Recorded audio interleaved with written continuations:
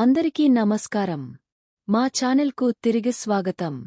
ఈ వీడియోలో ఏప్రిల్ నుండి అమలులోకి వచ్చే విధంగా ఈపీఎస్ 95 పెన్షనర్లకు కనీస పెన్షన్ పెంపును 9,000 రూపాయలకు ప్రభుత్వం ఆమోదించడం గురించి సోషల్ మీడియాలో ఊహాగానాలు మరియు పుకార్లు వెల్లువెత్తుతున్నాయి.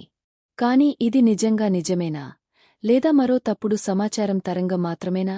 పెన్షనర్ల దీర్ఘకాల డిమాండ్లను పరిష్కరించడానికి కేంద్ర ప్రభుత్వం వాస్తవానికి ఒక కొత్త కమిటీని ఏర్పాటు చేయడంతో ఉత్కంఠ మరింత తీవ్రమవుతుంది. కాని 9,000 రూపాయలకు ఆమోదం గురించి అధికారిక ప్రకటన వెలువడలేదు. కాబట్టి అసలు కథ ఏమిటి? మనం అంశంలోకి వెళ్లే ముందు మీరందరూ మా ఛానల్కు సభ్యత్వాన్ని పొంది మాకు మద్దతు ఇవ్వాలని మేము అభ్యర్థిస్తున్నాము. దశాబ్దాలుగా ఈపీఎస్ 95 పెన్షనర్ల కోసం జాతీయ ఆందోళన కమిటీ న్యాయమైన పెన్షన్ వ్యవస్థ కోసం అవిశ్రాంతంగా పోరాడుతోంది. పెన్షనర్లు కరువు భత్యం మరియు వారి జీవిత భాగస్వాములకు వైద్య సౌకర్యాలు వంటి అదనపు ప్రయోజనాలతో పాటు కనీస పెన్షన్ను 7,500 రూపాయలకు పెంచాలని వారు పదేపదే డిమాండ్ చేశారు. వారి అవిశ్రాంత ప్రయత్నాలలో మంత్రులు, పార్లమెంటు సభ్యులతో చర్చలు మరియు పార్లమెంటులో ఈ అంశాన్ని లేవనెత్తడానికి ప్రతిపక్ష నాయకుల మద్దతును పొందడం ఉన్నాయి. ఈ ముఖ్యమైన సమస్యను పరిష్కరించడానికి కేంద్ర ప్రభుత్వం ఇటీవల ఒక ప్రత్యేక కమిటీని ఏర్పాటు చేసింది. ఇందులో ఆర్థిక మంత్రి నిర్మలా సీతారామన్, కార్మిక మంత్రి మన్సుఖ్ మాండవీయ, ప్రధానమంత్రి కార్యాలయం నుండి ప్రతినిధులు, ఈపీఎఫ్ఓ చైర్మన్ మరియు ఎన్ఎస్సీ నుండి ప్రతినిధులు ఉన్నారు. చాలా చర్చనీయాంశమైన ఈపీఎస్ 95 కనీస పెన్షన్ పెంపుకు పరిష్కారాలను అన్వేషించే పని ఈ కమిటీకి ఉంది.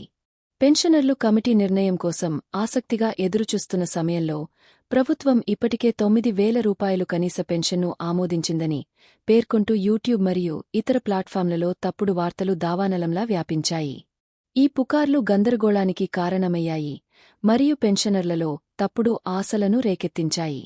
ఈ మొత్తానికి సంబంధించి ప్రభుత్వం లేదా ఏ మంత్రుల నుండి అలాంటి ఆమోదం లేదా ప్రకటన రాలేదు.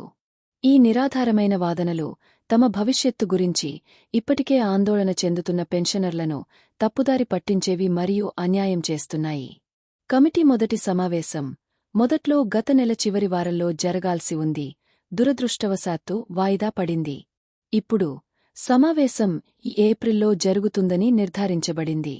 ఎన్ఎస్సీ డిమాండ్ అయిన 7,500 రూపాయలను నెరవేర్చాలా లేదా ప్రభుత్వ ఆర్థిక పరిమితులు మరియు ఈపీఎస్ 95 పెన్షనర్ల అవసరాల మధ్య సమతుల్యతను తీర్చడానికి సిద్ధమవుతున్నప్పుడు సాధించే ప్రత్యామ్నాయ పరిష్కారాలను అన్వేషించాలా అని నిర్ణయించుకోవడానికి కమిటీ వాటాలు ఎక్కువగా ఉండవు. కమిటీ తీసుకునే నిర్ణయం వేలాది మంది పెన్షనర్ల జీవితాలపై తీవ్ర ప్రభావాన్ని చూపుతుంది. ప్రభుత్వం చివరకు చాలా కాలంగా అభ్యర్థిస్తున్న 7,500 రూపాయలు కనీస పెన్షన్ను మంజూరు చేస్తుందా లేదా వారు ప్రత్యామ్నాయాన్ని ప్రతిపాదిస్తారా? కాలమే సమాధానం చెబుతుంది. అప్పటివరకు పెన్షనర్లు అధికారిక వనరుల ద్వారా సమాచారం పొందాలని మరియు పుకార్లకు బలైపోకుండా ఉండాలని కోరుతున్నాం. న్యాయం వైపు ప్రయాణం కొనసాగుతుంది మరియు అందరి దృష్టి కమిటీ రాబోయే చర్చపై ఉంది. పెన్షనర్ల సంబంధించి ఖచ్చితమైన ప్రతి సమాచారం మీకోసం మేము మా వీడియోల ద్వారా మీకు అందిస్తాం. ఈ వీడియో మీకు ఉపయోగకరంగా అనిపిస్తే దిగువ వ్యాఖ్యలలో మీ అభిప్రాయాలను వినడానికి మేము ఇష్టపడతాము.